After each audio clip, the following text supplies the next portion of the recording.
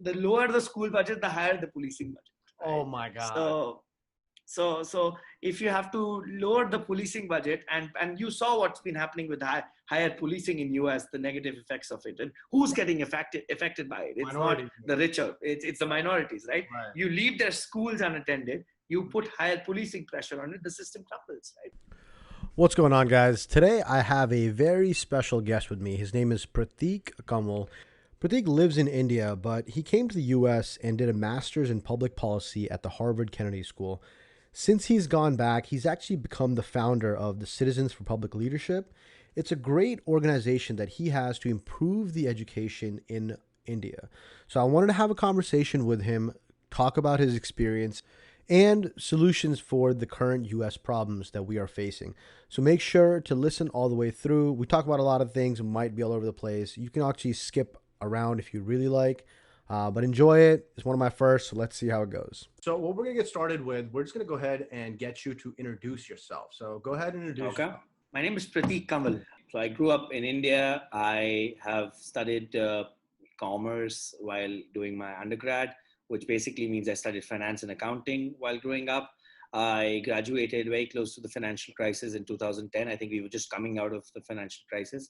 I didn't want to take up a job in finance because everyone was so scarred at that time of what had happened, and the future looked bleak at that point. So I joined a rating agency. Rating agency is basically, Standard and Poor, right? Which is it rates companies on their performance and their ability to repay the loan and sort of repay the shareholders. So that's what I did. But I did a very interesting project. I did it in education.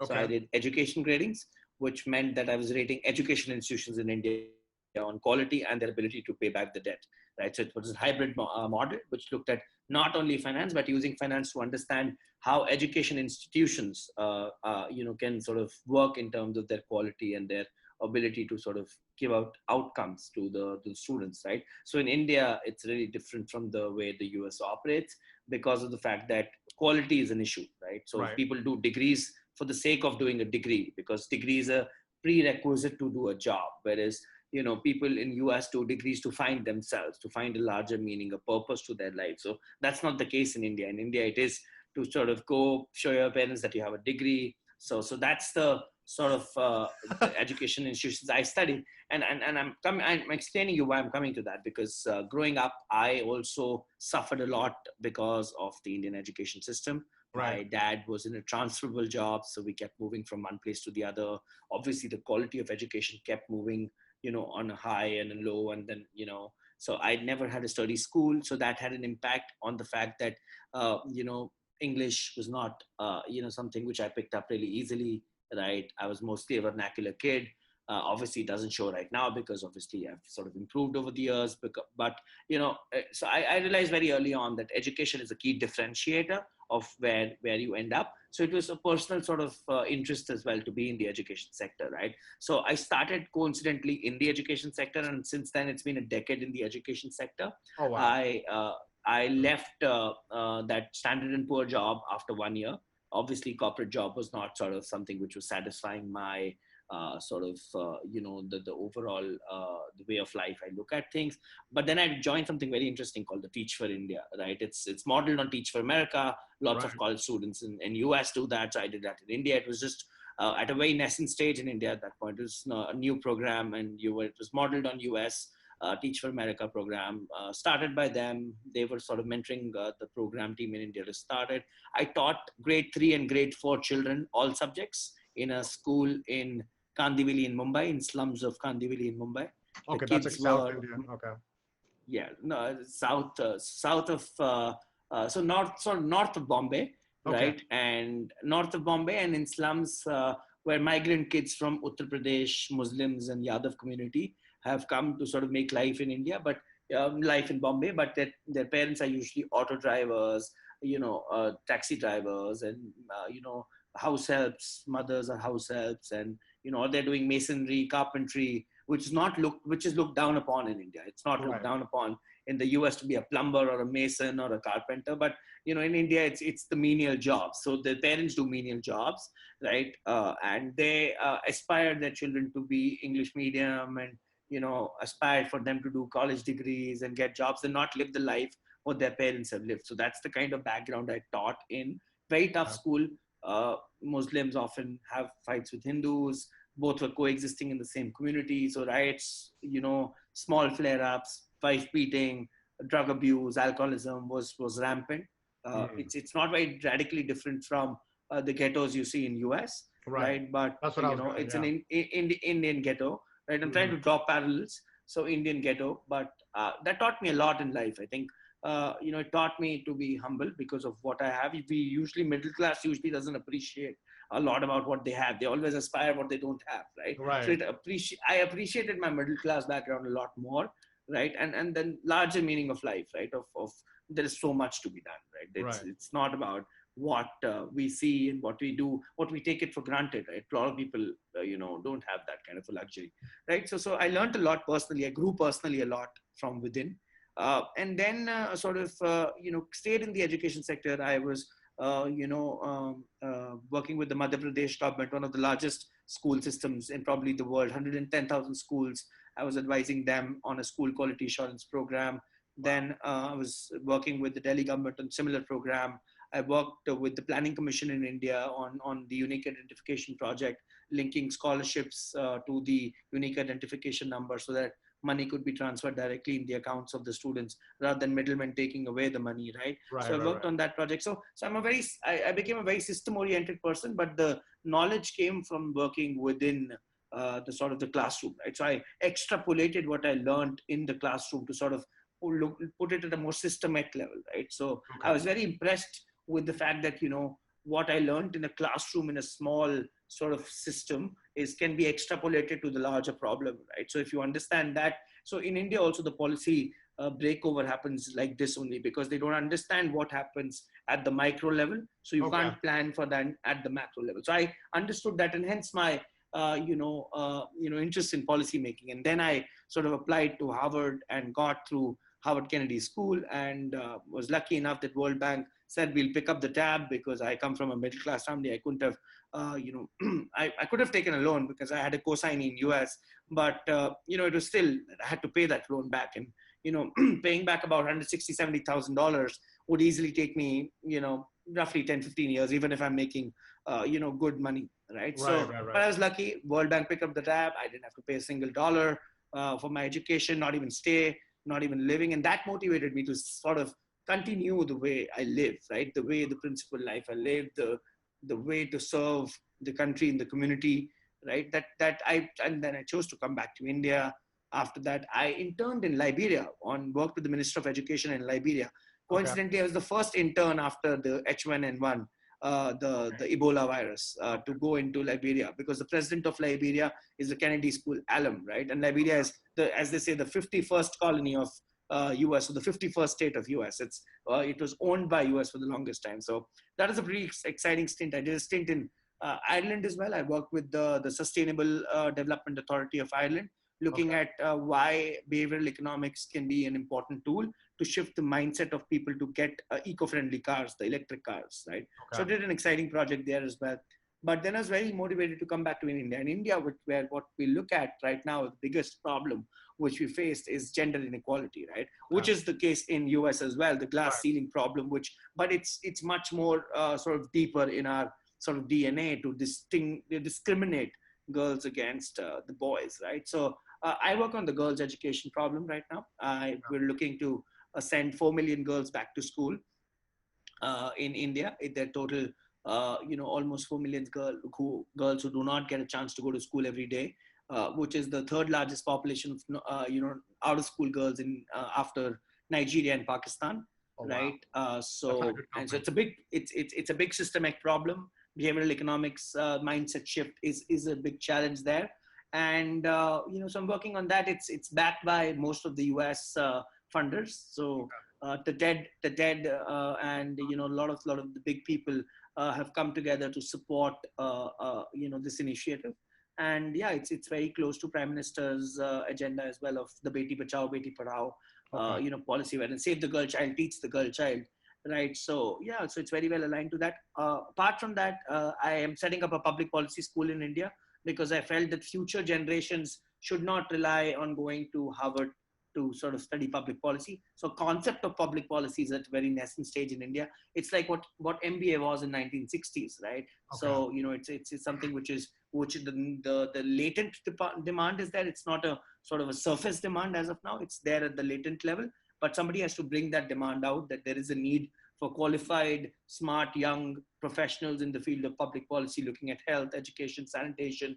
It should not be about India is about doctors and engineers, which is the case in, we export doctors, nurses, engineers, but don't think about the problems of sanitation, health, climate change, and so on and so forth in India, right? So, Right. and bureaucracy, for the lack of a better word, is too strained in India to sort of look at and they're not sort of qualified technically in each and every field to sort of give you policies, right? So my job is to sort of create an environment of flourishing public policy professionals in India. So that's something which I'm setting up. The school is going to come up in next year. We've put in almost 50 crores worth of investment into that. And hopefully it'll be a state-of-the-art public policy school modeled on the lines of Kennedy School or, Columbia University School of Public Policy or Princeton University School of Public Policy. So that's the idea. We want to sort of take away the Western frameworks and get the Indian ethos and the culture and the value systems and mix it. So that's something I'm working on. And that's in a nutshell who I am. Okay. So, I mean, I know we went over a lot of things, kind of went over your whole history. One thing I was really interested of, especially in the beginning, is you talk about the S&P or the Standard & Poor kind of system that you worked in, and I don't think we have anything like that in America. And that's one thing that I know, especially with the current administration, they really want to advocate for school choice. Where literally kids get to select schools. But I think something along the lines of what you're proposing, where you actually go into the classes and have those same teachers, come up with the standards, but also I think there's a big lack of a good education in America. It's, especially when it comes to like the high school. Once you get to college and post-grad and all that, America's probably one of the best out there. But when it comes to high school, that's something that I feel, having been through high school here, that the American schooling system doesn't do a good job of preparing students. Because when they come out, there's a reason that India is able to export doctors and engineers and nurses, because when they're coming out of high school, same grade, they're way far, ahead of them. Whereas a lot of our standards are really far behind. So it's kind of interesting that you talked about that, that you did that in India. I wish they had some sort of, rating system like that, because again, with the current administration, there's problems going on where colleges that were for-profit colleges, they took a lot of money, especially for minority and women, and then the school closed down, but the student loan is still there, or people are not able to get jobs. So if we had some sort of rating system, that would be, I don't know if there is one in America. No, so I'll touch upon a few issues here. You've raised a very valid point here. If you look at the Ofsted, which is the UK, model of it's Her Majesty's model of inspecting schools and understanding what's going right, what's not going right. If something is not going right, you give it off to it's a public-private partnership model, which Betsy DeVos is also trying to suggest, that if school administration is not doing well, you give it off to a private vendor. But I don't think that's the solution, Marshall. Yeah, it's not. I feel what is happening in US and India is that people who actually are stakeholders don't get to make the policy, right? Mm-hmm. So, for example, if Marshall is going to school today, right, Marshall is the person who is the center of the schooling system, right? It revolves around Marshall, right? Right. Marshall should have a say. Marshall's parents should have a say. Marshall's teachers should have a say. Marshall's headmaster should have a say. The entire community as a whole should have a say in that schooling system. But it's very distant right now. It's made by people sitting in echelons of power, distant, in air-conditioned rooms, right? That's what I told you, right? I felt that policy making should be best left to people who get the most affected by the policy, right? Right. And how you make that consultative process is the job of the government, right? Mm-hmm. How do you get all these stakeholders to talk to each other, see what is best for them? School management committees, a big revolution coming in India, is that you give school management committees a lot of the charge of running the school, right? Okay. You ask them to rate the school on quality, ask the school to rate on promotions of teachers, ask the school to rate on the funding, how will they use that funding for the year which is given to them. So a lot of the power, and there is a lot of devolution of power in the schooling system. Most of the school boards are elected school boards in US, right? Which is not the case in India. But still, I feel, who's elected, right? We talk about something called the curb cut effect, right? Curb cut effect is, are we talking about the last person in the community, right? For example, are we talking about somebody staying in that ghetto, right? And looking at them and making a policy for them rather than, who gets elected? Who gets elected? People have the money, people who have the most authority in the community, and the people time. have the most voice, and the newspaper and the money to spend get selected, right? Right. Are they the ones who understand what happens in a ghetto? Are they the ones who live in that ghetto? Well, right? Are they the ones who have friends who live in the ghetto? No. Right. So what really happens is power is, devolved, is given to the people, but it's again, meritocracy and, sort of plutocracy, right? The elders in the most wealthiest are taking the decisions, whereas, the most affected, look at who's affected most by the corona. Mexicans, the African American community, right? Why? Because you made policies to protect the elite, right? Because they were the ones who were governing, right? So I feel if you don't give the voice to the most marginalized, it ultimately affects the worst, and that's the curb cut effect I'm talking about. If you think that you make policies for the elite, it will never improve the school system. If you have the policies for the last person, who's the most marginalized person in the community, right, the elite will also benefit from it, right? Because it's an all-encompassing policy. Well, so they did try something like that under Bush. I think they had the No Child Left Behind. But again, I was in school during that, and if anything, I feel like it lowered the standards so that the last kid could kind of catch up. No kid left behind. So that's the teaching to the test, which we sort of hate in India, right? If you are teaching to the test, I will tell Marshall, these are the 6 standards you need to sort of learn, right? This is what will be coming on the standardized test, and you're having a high stakes standardized test in the beginning of the year, high stakes standardized test at the end of the year, right? Then the teacher is only considering, how do I improve somebody who's at 1 to go to a 4, right? And I know the maximum gains can come from the lowest child coming from 1 to 4 rather than 4 to 6, right? Because the jump is much higher when you go from the lowest to because you're getting the average up, right? The teacher is always looking at a child in terms of an average. Is this kid going to improve my classroom average or not, right? So you actually lower the standards in that case to ensure that everybody moves ahead, right? But the middle child and the smarter child always get left behind. So for example, right, Marshall is the smartest kid, right? Marshall is bored after some time because the class is being taught at a too lower level, right? That's why they talked about differentiated learning, right? When they said, okay, if Marshall is smart, Marshall can be put on a different path, right? But can that be done with 60, 70, 80 students in India? No, right? You can't. You have to have classrooms of the size of 14, 10, 5, which is the case in US, and you can manage each kid. I mean, in richer districts. That's why. It can be. Like, it's more easier to have a smaller class than even that the higher tax-paying district has a better school. Oh, yeah, way better. Yeah. So people choose their district based on how their schools are doing, because and it's the wrong way to look at it. It's because of the taxes they get. They're able to pay their teachers better. They're able to invest more in infrastructure, right? So and this is the policy which is taking US behind. The money is not equally divided. Imagine a Premier League happening in football, right? The top 4 clubs always make the most money, whereas in NBA, right, the lowest performing team gets the pick of the draft, right? So look at it that way. Why can't you do that? The lowest performing district gets the most money. Right.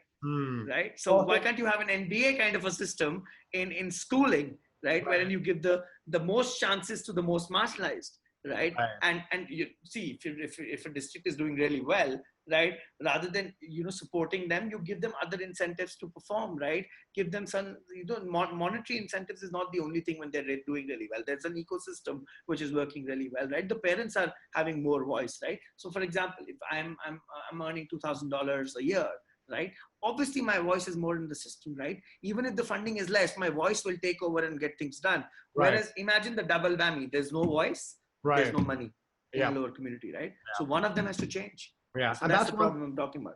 Yeah, no, I 100% agree. And one of the things that it's kind of decided in America is through the census, and being 2020, the census is happening this year. And that, kind of decides how resources are allocated, how schools are doing. But a lot of times what it has been in the history, and I think, now it's changing, but whenever they did have the census and they saw that there was a minority community or, some area that used to be not minority is minority, they would actually take the resources away. And there were other, Yeah, there were other government kind of things like redlining and gerrymandering that still happen, yeah, where yeah. a lot of districts get underutilized, and they literally the schools end up closing because they don't have the money, and the teachers don't want to stay, and it's already a problem neighborhood because of whatever's going on at home goes to the classroom. The teachers don't want to deal with it. Quality of the teachers also decreases. And that's a continuing cycle. So that's one of the things that, especially because I know you have been in education, what is something that America can do Yeah. better rather than, like, no offense, but Betsy DeVoe, all her kids go to private school. She has never been to Sure. public school. She's She wants to claiming, privatize. She wants to privatize the entire system. right, which I think would still be better than half public, half private, where kids have to have vouchers to decide. If all the schools were all good and they were all privatized, good on you. But if it's half and half, and a lot of the government ones are falling behind, and you can tell that they're falling behind a lot, and even they try to do this, like you kind of mentioned, they try to do this one blanket covers all students. Let's just not leave the lowest one behind. But it becomes a huge problem when they have to compete against the international workforce, where kids from India are coming or China are coming, and they've, whether it's in STEM or even in English, these kids are, surpassing America by a lot. I know one thing recently that kind of, especially with the student loan crisis, a lot of people have been kind of pushing for more trade schools. Like you mentioned, in India, trade schools are not really looked at as like high regard, but I think that's kind of changing in America. But what is one thing I know, like, speak more about, like, you went to Harvard. What are some specific things that I'm sure they used America as an example of things that we can specifically do better, when it comes to resources, teachers, or students? Yeah, I would first of all not privatize the school system, because your private higher education has not worked well. You Right, don't want student debt at the school level, right? right, There right, is a responsibility of a government to at least get you to a certain level and then let you decide for yourself, right? okay, Especially with the fact that there is so much inequality in US, right? right, So the richer kids would be able, the middle class will be able to afford it, but what about the most marginalized, right? right, right, People right, would be even getting more sort of disheartened, or sort of there would be no inspiration to go to school then, right? If you're paying for it, right? right. So I would say that there has to be a hybrid model. First of all, you Okay, tax the rich, which you don't, right? You sort of ask at least them to pay their school fees, right, right, fully, right? It's Robin Hood model, right? You ask them to pay the fees, and you sort of allocate that money towards improving your worst school performing districts, right? right. So that at least, see, if the school starts to function, that the neighborhood becomes even better, right? What Mhm. happens is you do the total opposite. Okay, you put more money in policing that neighborhood rather than improving the school in that Yeah. neighborhood, right? So you can look at the budgets, okay, and this is interesting. You can go back and check the lower the school budget, the higher the policing budget, Oh right? my God.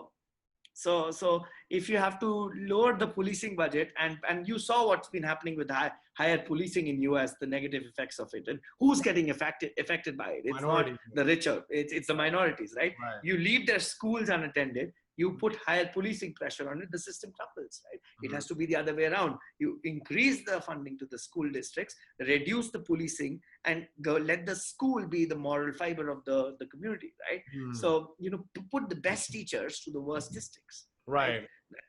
That's somebody like me going into a community, right, doesn't just influence the school.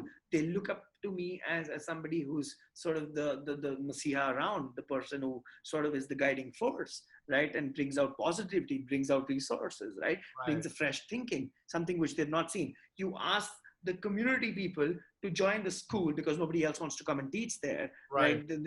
No privileged person wants to go into an African American or a Mexican led community and teach there, right? Because you don't pay them well in that district, right? Yeah. There is obviously, you can't wish away the fact that there are bound to be problems if the schools are not good, right? They Right. don't go to college, they don't earn, so it's a sort of a Cyclical. never-ending cycle, right? So Right. you have to reduce the policing cost, make Mhm. them feel secure, in another way, right? Build trust in the community, right? And how can trust be built? When you give them something, what you need to Right. give them is resources, good teachers, right? And sort of have some affirmative action for them, right? Right. I don't know why US shies away so much from affirmative action, because it has clearly done some justice to India, right? There Right. are people from backward communities who become administrative officers, have gone on to study outside, right? So there is some sort of an affirmative action or a Robin Hood model Right. required to sort of rebalance the societies in US. I mean, so there is obviously affirmative action, started here. I don't know the numbers of how well it's done, but Yeah. a lot of times when people talk about affirmative action, they usually talk about the negative effects of it, of Yeah. unqualified people making it to positions that they shouldn't. Yeah. But going Yeah. back even to your resources, it's like you were talking about, some of the worst equipped, I would say, profession in the U.S. is teachers. Okay, teachers don't get paid enough. They work way more than they're required to or scheduled to. They're constantly buying their own supplies. They're constantly trying to make it, an environment where they have 30, 40 students. Sometimes it is up to that. And they're trying to keep the attention of all that. Whereas I'm pretty sure you've been following the protests in America and how the Yeah. police they have all the funding that they could ever ask for. So yeah, I think that's one conversation that the U.S. definitely needs to have. Is on the allocation, like you're 100% saying. Like, obviously, the numbers way better than I do, but I don't doubt the fact that the lower the school budget, the higher the policing budget. And even talking about some of the elites becoming some of the school intendants and the school, those are the people that actually don't have to work 2 jobs or even 1 job, and they actually have the time to be like, oh, I'm gonna go help out, little Johnny. And I know sometimes it's a stereotypical thing where we think a lot of the problems are just in the, Mexican, African American, or minority community. But honestly, if you look at the numbers, it's a lot of poor white people that are also affected Yes. by this, Sure. right? Sure. Yeah. They stay in Sure. that. Everyone stays in that ignorant mindset, just like you're saying, cyclical mindset. They all turn into extremes, and there's literally evidence of this school to prison model, where a lot of underprivileged minority areas, they literally will take kids from school straight to prison, and it's like a cycle that keeps on happening. So there's a lot of things going on.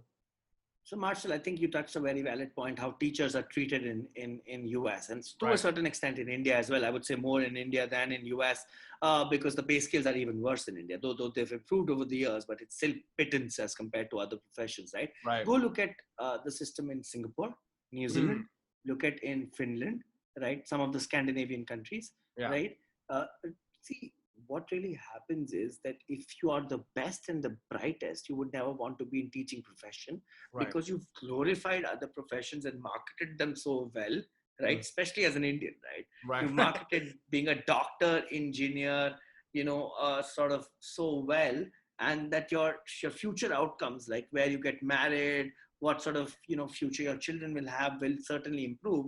Teaching profession has unfortunately become a lender of last resort, right? Right. If nobody else is there, I'll become a teacher, right? And it's somehow in India become a profession for the ladies, right? Because it's a way for the ladies to go out, right? So not many male urban teachers are there, right? And it's especially in the private school in India, it's become a domain of the ladies, right?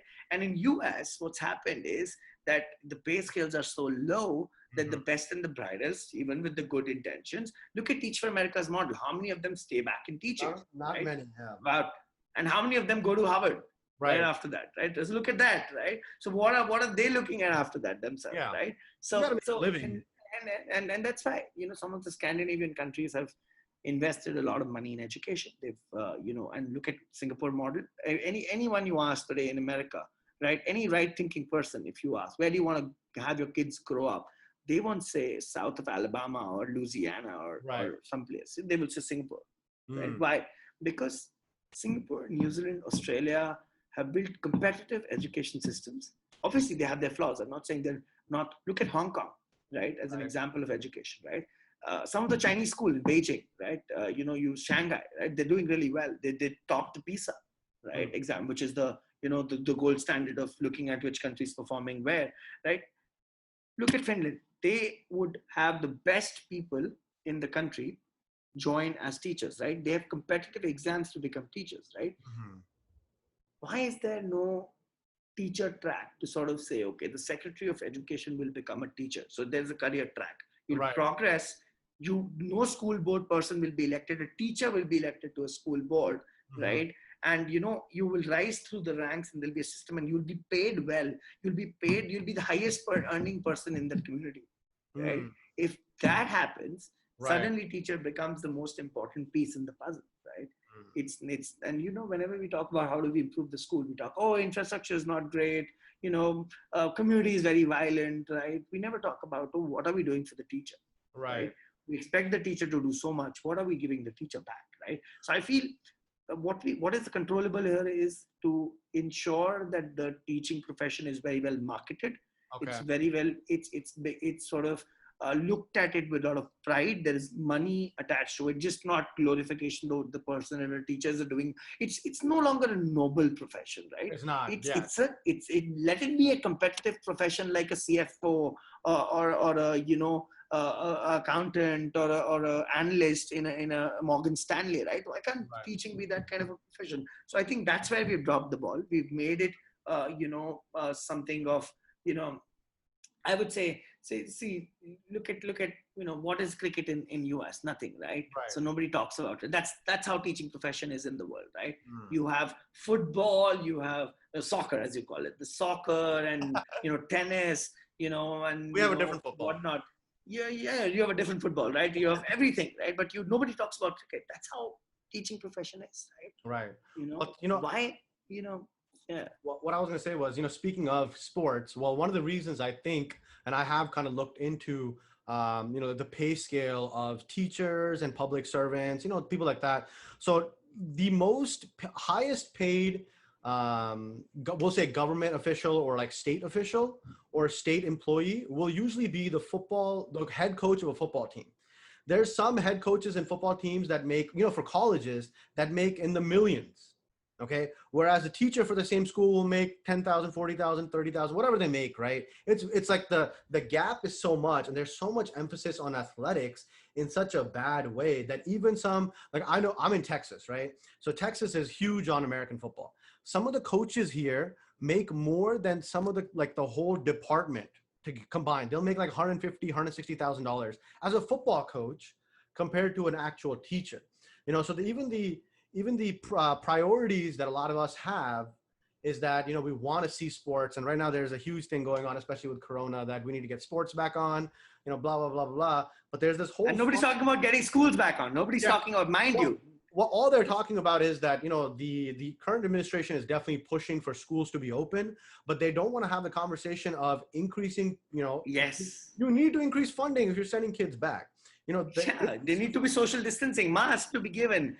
Teachers need to be protected, right? There needs to be a new way of life. Nobody's talking about that, Marshall. But ask yourself this question: look at your 20, 25 years in US. Haven't you seen a moral degradation? Haven't you seen a decline in the culture? Oh yeah. What is, when we talk about America today in world, we never talk about American culture. No. There's no American culture. Right. What is the first word which comes to your mind when you talk about America? Bad.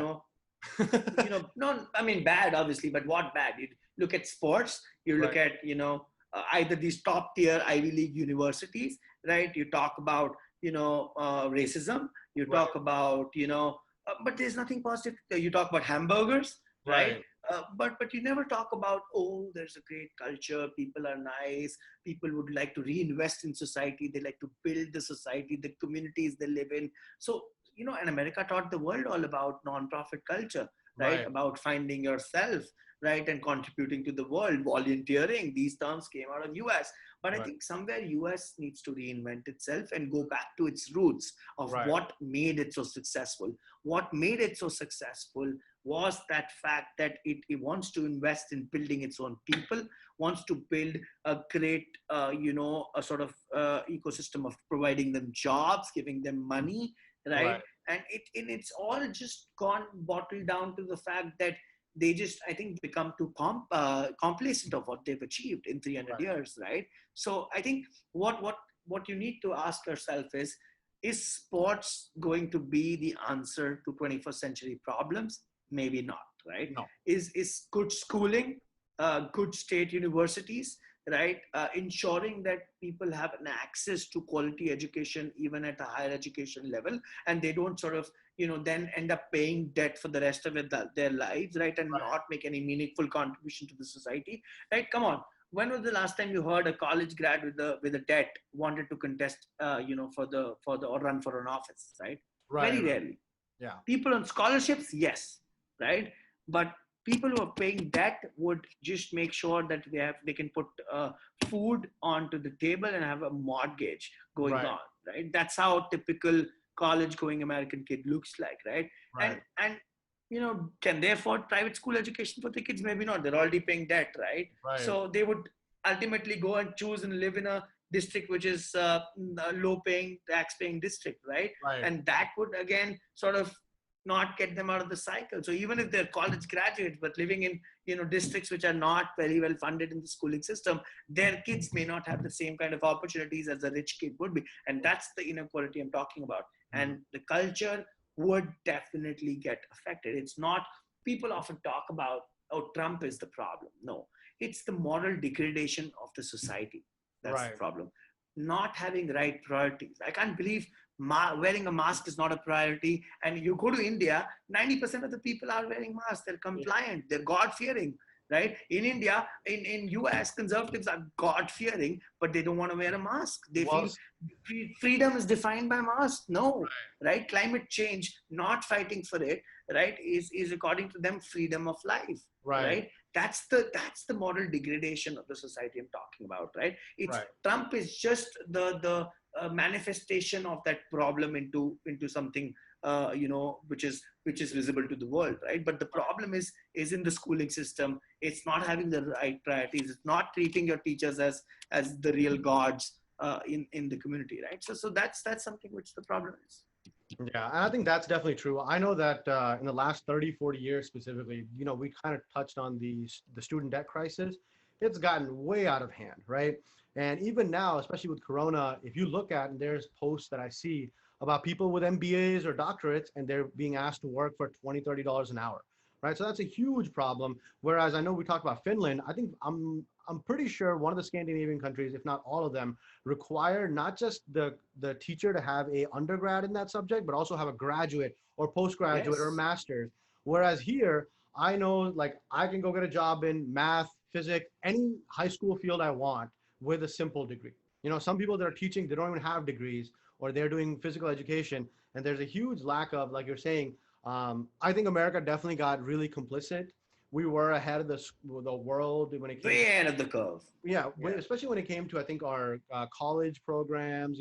Everyone even still wants to come to America for the colleges and universities, but even that, it's losing its esteem a little bit. And I think it starts off with the fact that, like, when I went Yeah. to high school, I did something called the IB program, the International Yes. Baccalaureate program. Baccalaureate. Yeah. Yeah, so that put me in a whole new kind of like challenging environment. Whereas if I had gone to regular classes like the rest of my schoolmates, I would have been bored. You're 100% right.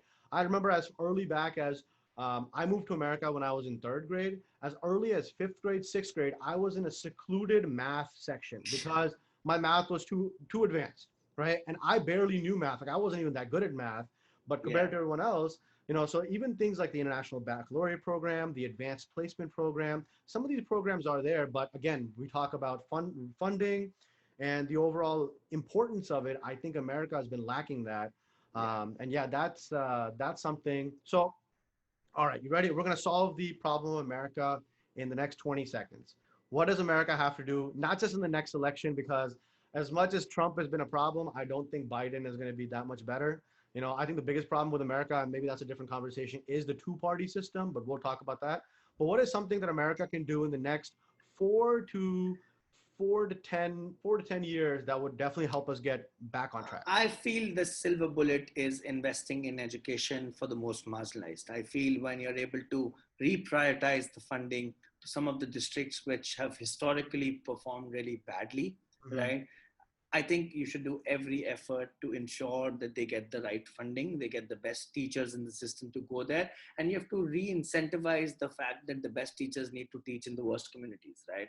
Because you're not looking at just producing a section of America which really does well, right? You have to look at the masses, doing Right. well. Right now, you're looking at the classes doing well. You have to look at the masses doing well. And how do the masses do well? They do well when the fact remains that the most underprivileged get the best resources possible, right? Mhm. And the second of all, we talk about a lot about America trying to compete with China. You cannot beat China because China is investing heavily in its education. Oh yeah. They are doing whatever it can, you know, to sort of ensure that they're really bad with English. They're trying to improve that as well. They're trying to get the best people out of America, Hong Kong, wherever possible, to do online classes for kids in China I've to seen teach that. them Hmm. English. So very soon you will lose the advantage of English as well, because Wait. why are Indians in demand now, Hold on. right? What advantage in English? We're So 26. We're 26 in the world when it comes to our own language. yeah. So the idea is that global competitiveness is Right. defined by the way you're able to converse in English, right? Because you're Right. globally competitive work. So Indians are catching up, Oh right? yeah. In that, right? At least a huge chunk of Indians can speak English, right? Even Yeah. a street vendor has basic conversational skills in English, right? China is picking that up, right?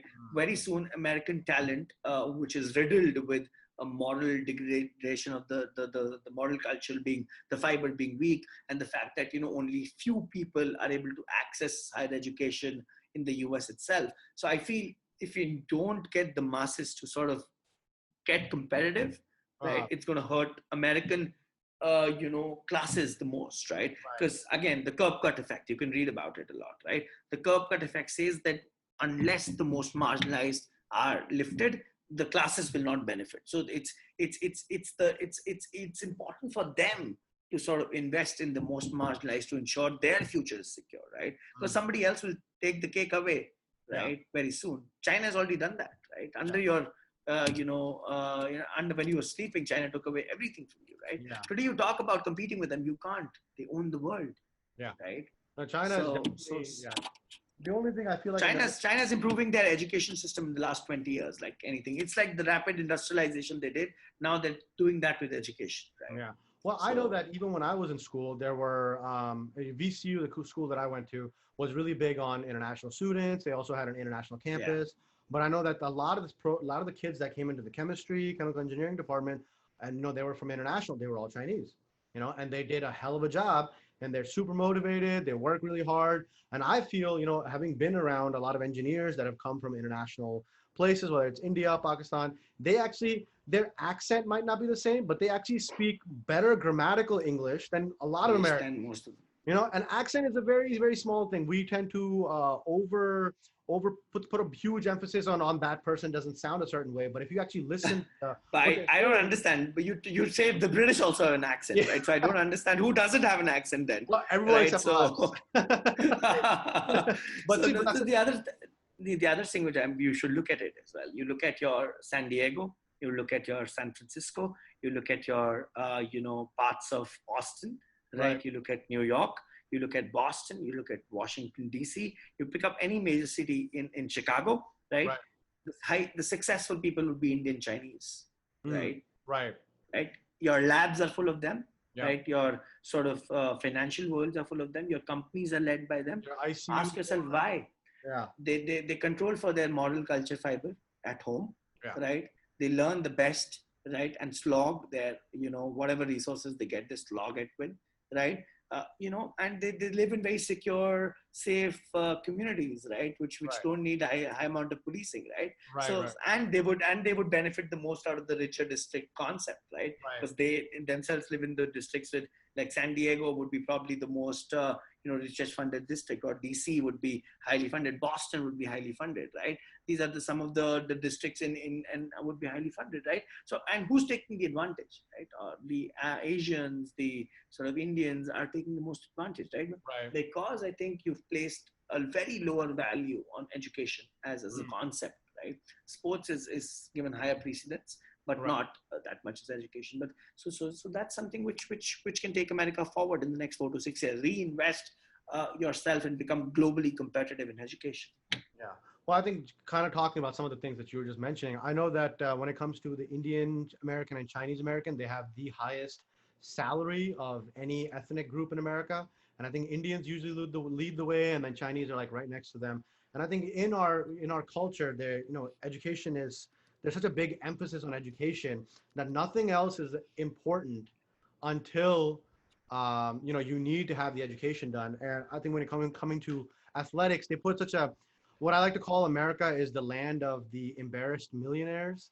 Everyone wants to Yes. become a millionaire as soon as possible, and for a lot of kids, the easiest way is through sports. But that's a whole nother topic. Anything else that you want to add on that we didn't touch or that you want to kind of go over? No, I'm really looking forward to the elections in US. I think it'll be a globally defining event. Not just America, but the world is watching very closely, because the what has happened is that the world power has shifted very right. I think as a sort of an axis of power, it Right, needs to be more balanced. I'm not saying right is bad.